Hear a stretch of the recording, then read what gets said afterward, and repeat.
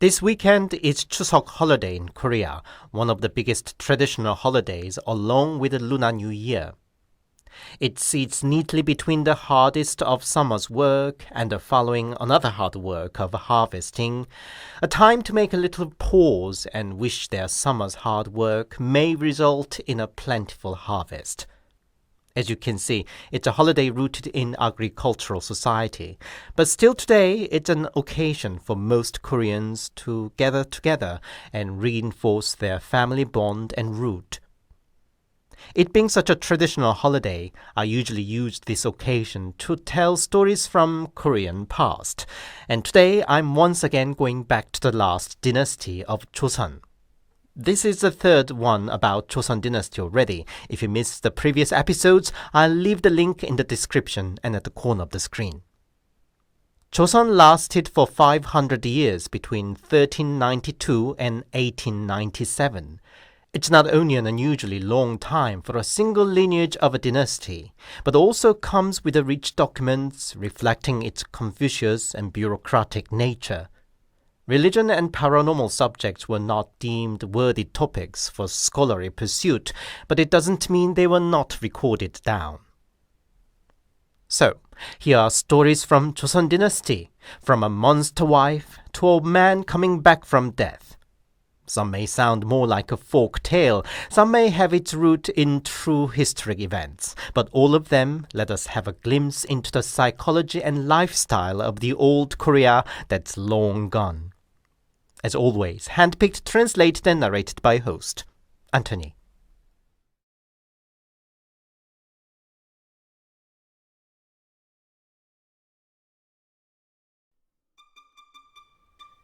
During the reign of Injo, the 16th king of Joseon Dynasty, there lived a minister named Igui.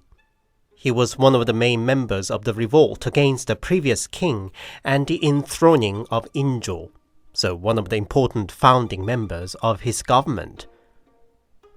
When Igui turned 60, he fell gravely ill and passed away one night surrounded by his family.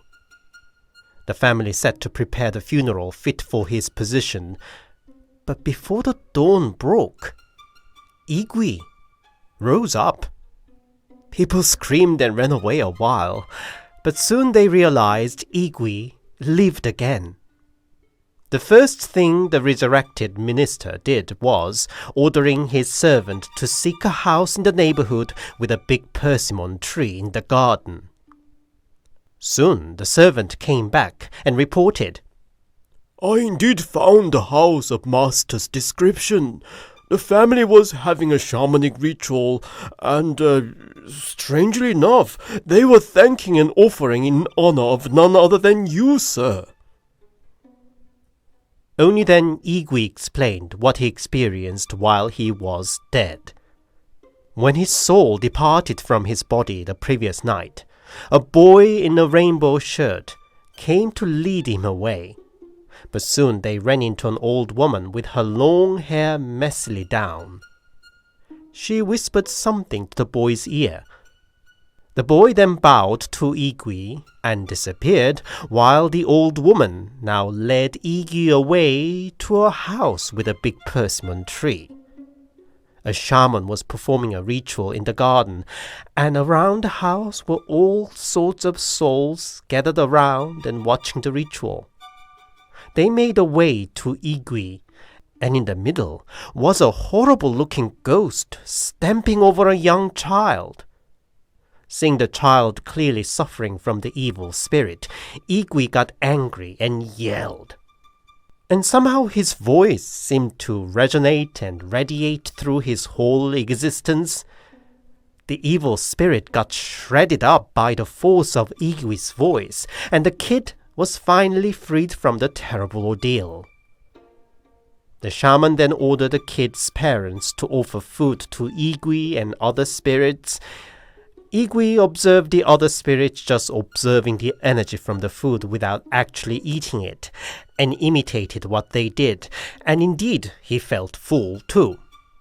Then the old woman led Igui back to his home. There he saw his body lying down, and the next thing he knew was him waking up among the screaming and terrified family members. Following day, he called in the shaman and asked her to explain what happened. The evil spirit that was possessing the poor boy was too strong for me to fend off. I happened to realize your highness's soul was departing for the underworld just then. I knew your highness' soul would be strong enough to fight the evil off for all the goodness you've achieved in life, and dare to borrow its power. It was all to help the poor boy, and I'm sure your highness shall be graced with a longer life for that, she said. Indeed, Igui lived another 10 years.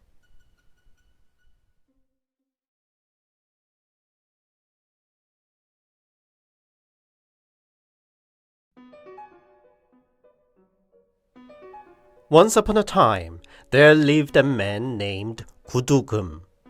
He remained a bachelor into mature age, though he was rather comfortably off.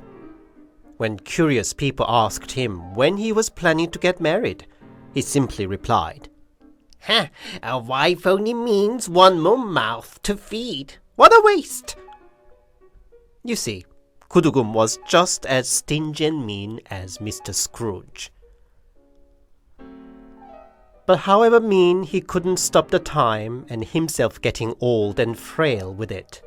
He realized it was getting too much to run his farm and household all by himself, and finally decided to get married. He sought a matchmaker and gave his one condition. I don't care about anything else, but my future wife must have a small mouth. His logic was a woman with a small mouth wouldn't be able to eat a lot, and that way he was going to save his precious rice. And indeed, whenever the matchmaker brought him a potential proposal, Kudugum turned it down, claiming the woman had too big a mouth. Soon people talked behind his back that he must have gone mad, and the matchmaker stopped trying too. Kudugum was frustrated, but he wouldn't give up his one condition in any case. He started going around neighborhoods and nearby villages in search for his ideal wife, but months passed without finding one. Until one day, he ran into a woman in front of the shrine at the entrance of a village. Her complexion was strangely pale, almost blue, but all Kudugum cared was how small her mouth was, so small that it was almost invisible. He went straight up to her and proposed, and the woman accepted it. Just by nodding her head, she seemed unable to talk with her tiny mouth. So, against all odds, Kudugum became a happy husband. His bride managed to run the house without a complaint, and just as he hoped, she seemed hardly eating anything. What an ideal wife! But a few months into his marriage, he started feeling a bit uncomfortable because he never saw his wife eating anything. Nope, it wasn't he was worried about her. He was suspecting if she wasn't stealing food behind his back. He sneaked into the kitchen and checked the storage for rice, and indeed it was going much quicker than when he lived by himself. I knew it. She was guzzling it down when I wasn't looking, he thought. But he needed a solid proof. Aren't you having anything again? He coldly asked his wife as she brought him his breakfast the following morning. And wife just quietly shook her head. Kudugum was angry with her act, but he kept quiet because he had a plan. After breakfast, he told his wife that he was going out to the farm, but actually sneaked back in and hid himself in the closet. Soon he heard noises from the kitchen. He tiptoed out and headed to the kitchen, and inside was his wife. filling up a big bowl with all the rest of cooked rice and side dishes together. Aha! Just as he thought, Kudugum was about to burst in to catch her red-handed. But his wife opened up her jaw down to her belly and poured the entire bowl of food straight down. Kudugum dropped on the floor for the shock of the horrid scene. Hearing that noise, wife's eyes rolled towards the door. She finished shoving down the food and jumped towards the door. Kudugum ran, but his wife quickly followed. From her ever-wider opening mouth came out a long tongue. It slapped around like a whip and tried to snatch her husband up.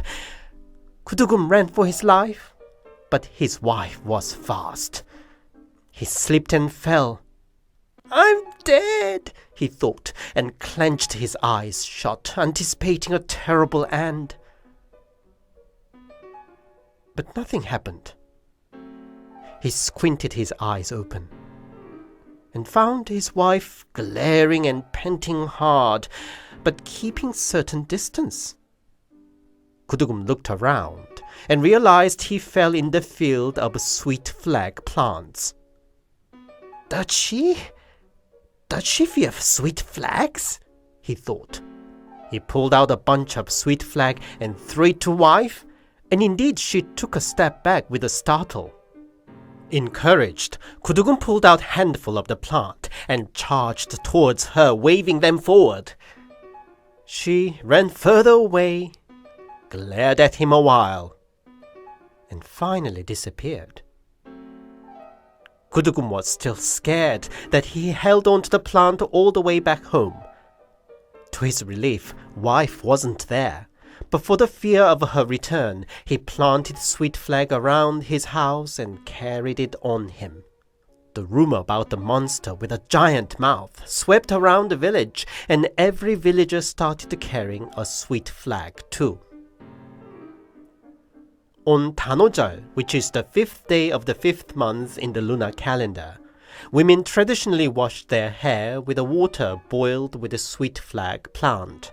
On top of the plant's beneficial property for hair, it was also thought to fend off unholy energy, and this myth about Kudugum and his wife is said to be the origin of the tradition.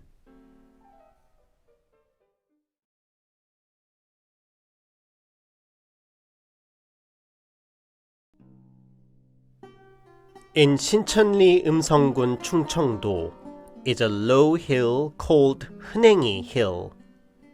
It was once blocked by a royal warrant because it was so much rumored and feared with all sorts of weird accounts. The name Hunengi is traced back to the reign of Seonjo, the 14th king of Joseon Dynasty.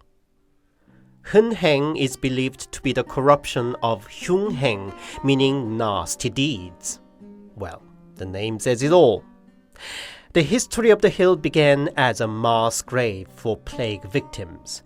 Even after the plague passed, the dark association didn't disappear, and by the reign of Hyojong, the 18th king, the hill became the place where criminals were executed by beheading. The remains of the criminals were banned from normal funeral procedure, so they remained there on the shallow graves. The smell of decomposition and sometimes the sight of rotting body exposed after a heavy rain were enough to scare people away from the hill. By the reign of Gyeongjong, the 20th king, the hill became once again notorious as the stage of a gang of bandits, robbing and even killing innocent travelers over the hill. The authorities sent off soldiers to hunt them down, but the local bandits seemed to know how to dodge it every time, until one day the soldiers finally found a cave, the headquarters of the bandits. But by the time they were found, the bandits were already dead or gone mad, and nobody knew how that happened. Even after the bandits were eradicated, there was no peace on Hunengi Hill. Now rumors pointed more paranormal direction. Sighting of ghosts with their long hairs down became rampant, some even claiming some people died with the sheer shock and panic. The eerie rumor only grew over time, so much so by the 22nd king, Jeongjo, the king himself heard of people getting hurt and die due to the paranormal sightings, and he announced the royal warrant that blocked the way over Huneng Hill altogether. Time passed and the royal warrant was forgot, but notoriety continued. According to a rumor, during the colonial period, a Japanese family built a holiday cottage on the hill, and one day found all dead under mysterious circumstances. After the independence, the local people who's had enough of rumors and scare erected a shrine there and performed rituals for the peaceful passing of the dead. Nobody can be sure if it's thanks to that or not, but today the notoriety of the hill is largely forgot, but the elderly locals still wouldn't go over the hill once it gets dark.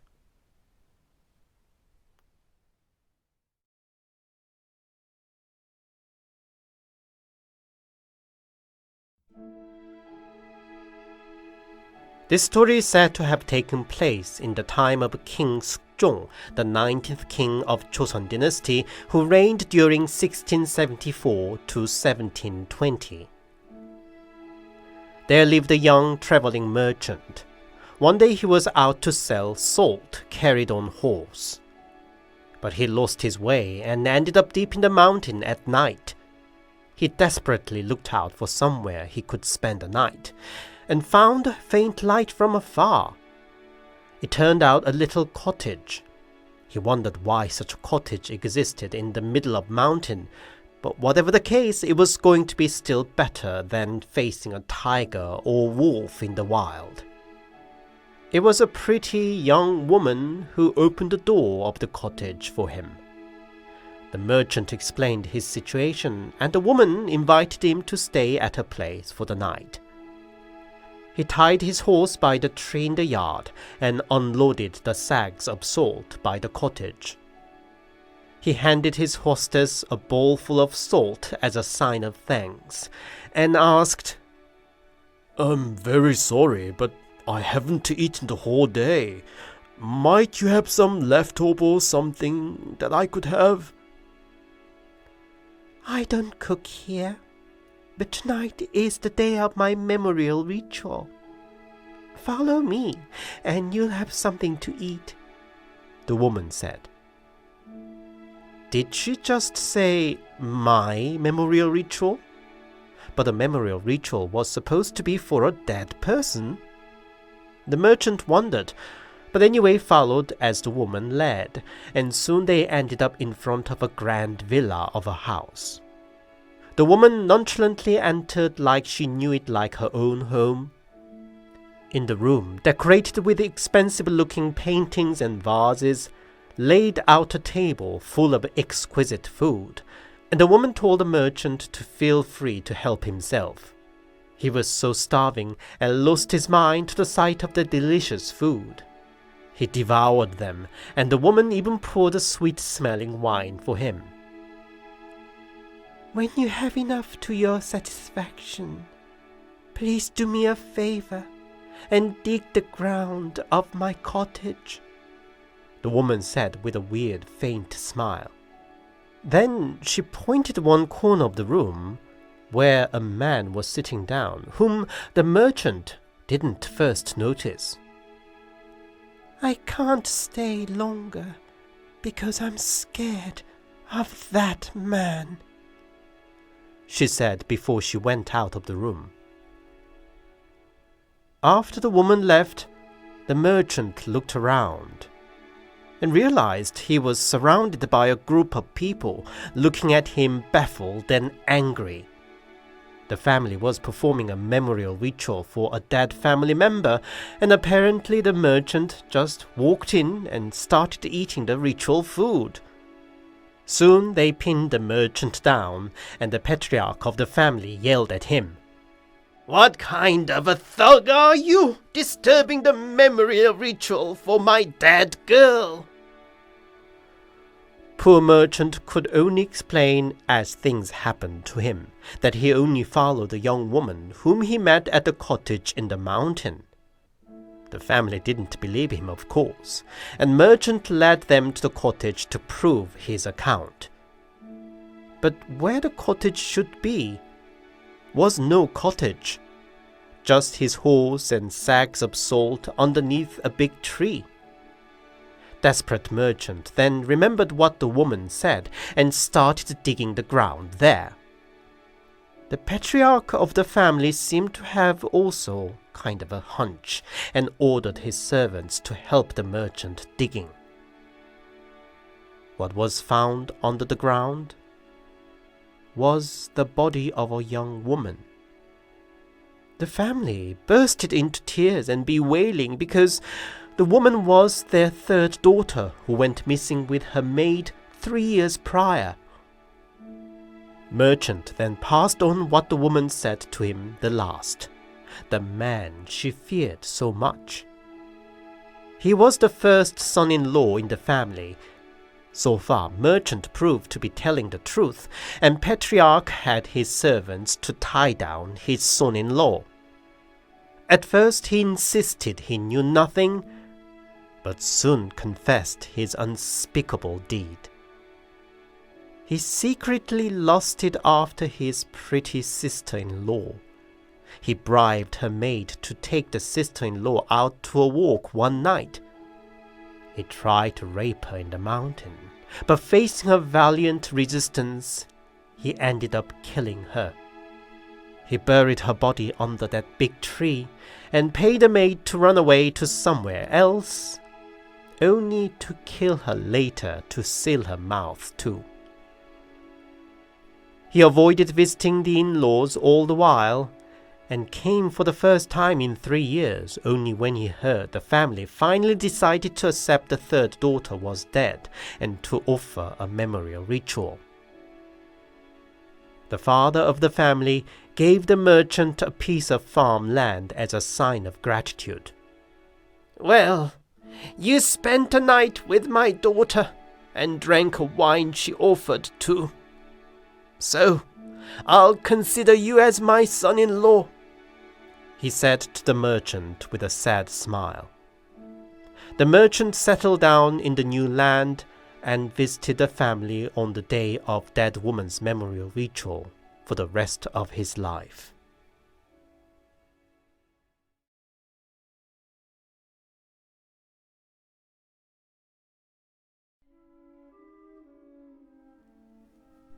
O Yadam is a collection of various short anecdotes and rumors by the 16th century scholar and government officer Yu Mong-in. He lived through war with Japan and political turmoil of the time, and his book offers an interesting insight to the rapidly changing society of Mid-Joseon Dynasty. As usual, there are a few stories that are a bit more fantastical, as this one. In the 15th century, during the reign of King Chungjeong, there lived a beggar who was not only unfortunate with his situation, but also with his look. He seemed about 40 years old, but had his long hair braided down like a young boy and wandered around the busy street begging for a penny. Nobody knew his name, and people simply addressed him as 정도령. 도령 is a way to address a young man of noble birth, and it was not clear how he got to earn that nickname. Probably because he often mingled with the servants of big households, or probably because of one particular incident. At the time, there was a man named Jeonuchi. He is almost a mythical character by his own right, as a legendary Zen master who was able to perform magical tricks at his will. Anyway, one day this Jeonuchi ran into 정도령, the ugly beggar, and Jeonuchi got off from his horse and politely bowed at him. How are you doing these days? 정도령 nonchalantly accepted Jeonuchi's bow and asked, and Jeonuchi replied, "I'm doing fine, thanks to you," lowering his head once again. People were shocked to see the famous Cheonuchi himself treating the beggar with utmost honor, and asked him why. There are 3 legendary Xian, the demigod of Taoism in Joseon, and the greatest of them all is Cheongdoryong. It's only natural that I pay my honor in presence of such grace, Cheonuchi said. People, of course, couldn't understand whatever he meant, and just scoffed. Only the nickname Cheongdoryong stuck. One day, a gentle scholar saw beggar Cheongdoryong on the street and took a pity on him. Who are you, and where are you from? How come did you end up begging on the street? He asked the beggar. I'm from Jeollado. I was born of noble but poor family, and after my parents passed away when I was little, I ended up a wandering vagabond of no means, Cheongdoryong said. Since this first interaction, the scholar would invite Cheongdoryong whenever there was a celebration at his household and fed him well. Then one day, the scholar happened to run into a dead body brought out on the street. It was none other than Cheongdoryong. The good-hearted scholar lamented the loss of his unlikely friend. 20 years passed. The scholar took a trip to the south, but lost his way in the complex mountscape of Mount Chiri. Fortunately, he met a lumberjack and took the direction as he pointed. But somehow the atmosphere and the view all around seemed to shift more and more unearthly the further he proceeded. But he had no option but push on, until he saw an old man in a green cloak approaching with a group of servants. The old man politely greeted the scholar and said, My humble home is not far from here. Could I have the honor of having you as my guest? His humble home was a beautiful villa decorated with shining precious stones. A royal palace would pale comparing to it, and the surrounding view was just as beautiful too. The old man asked the scholar, who was lost in the beautiful surrounding. But don't you recognize me? I'm Cheongdoryong. Scholar was stunned and took a closer look at the old man. Indeed, he recognized those eyes, but the old man was now looking so noble and serene. There are 4 corners in Joseon where Xians reside. Here is one of them. When I was vanished to the world of humans because of a mistake I committed, you showed me an unforgettable hospitality and friendship. I'm only grateful to have a chance to thank you belatedly, Cheongdoryong said. After offering 2 heavenly banquets for the honor of scholar, Cheongdoryong said, Unfortunately, it's not a place for a human to stay for a long time. I don't think we could meet again like this. I wish you a safe journey back to the world. Scholar was then led by a servant, and indeed he felt he was coming back to the normal world he knew. He didn't forget to erect a little milestone, though, so he could find his way back in the future. He revisited Mount Chiri in the following year and searched for the milestone he left. But he could never find it, nor meet Cheongdoryong again. Yet his short visit to the world of Xians and the heavenly food he took seemed to have boosted his energy, and he lived a healthy and peaceful life till he turned 90.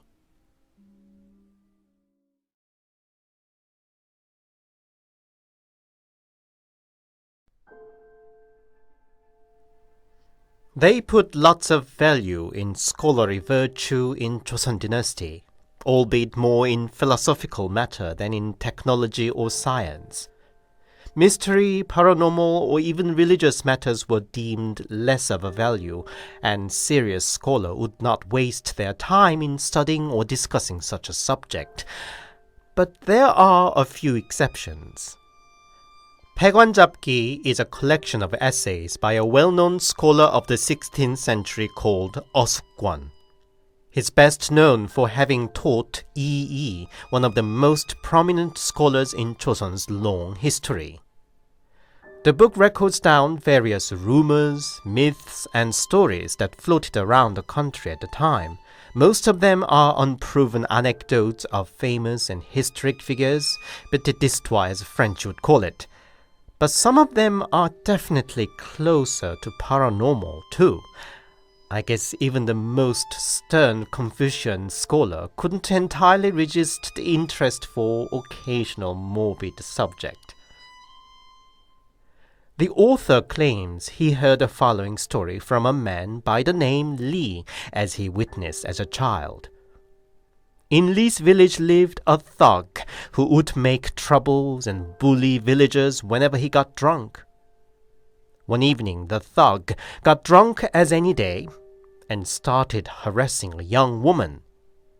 Lee's older brother, who was a hot-blooded young man himself then, tried to stop him, and it led to proper fistfight between the two. Normally the streetwise thug would have easily beaten the young man, but maybe he managed to hit Thug's vital point somehow. The thug threw up blood and died on the spot. The young man who just tried to save the young woman unwittingly became a murderer. The law at the time followed pretty much eye for eye principle, and regardless of his intention, the young man was destined to be sentenced to death. The authority announced that they were going to investigate the case the following morning, and Lee's family was deeply in shock and despair for what was to come. Then, in the household was an old wanderer whom the Lee family took in and offered a good hospitality. The old man said there might be something he could help, and asked little Lee to take him to the dead thug's house. But his wife seemed to have not even bothered to bring in, but left the cold body out in the yard. The old man pricked the left ring finger of the dead, squeezed some blood out, and using that blood, wrote the letter Ghost on the dead's forehead. Then he murmured some spell, and voila! The dead thug got up.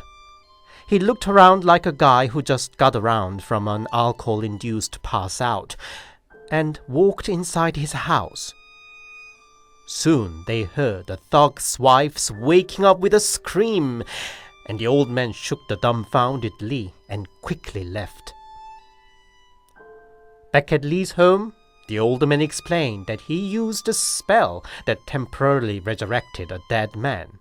It wasn't that the dead truly came back to life, but he would simply perform the short sequence of acts as the old man prescribed with his spell. At dawn, the officers came to investigate, and the thug's wife gave her account. In the middle of the night, my husband came into the room. He slapped me and yelled that he was simply passed out, and I treated him like he was dead already. You want me to die, huh? Don't you, right?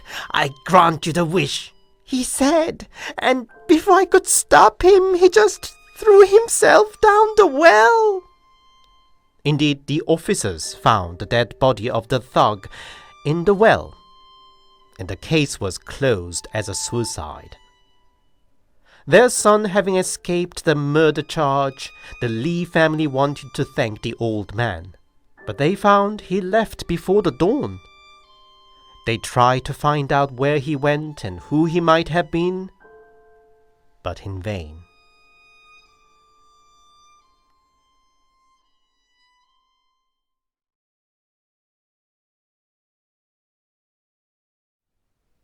Hi, it's Anthony here, and thank you very much for listening. I hope you enjoyed today's stories. And if you are from East Asian countries that celebrate similar holiday, a very happy Chusuk for you. I'm sure many other countries should also have the sort of autumn or harvest festival, Thanksgiving in the US being one example. Do let me know if you have any other examples from your culture too. If you enjoyed my work, please leave it a comment and a like, and please consider subscribing to my channel. Whether you are interested in specifically Korean culture or just in general the realm of scary, weird, and paranormal, you'll enjoy my channel. If you'd support me more directly, I also have a Buy Me a Coffee account. The link's in the description. Buy Me a Coffee supporters enjoy an early access to my new video. Thank you. Until next Sunday, stay safe and take care.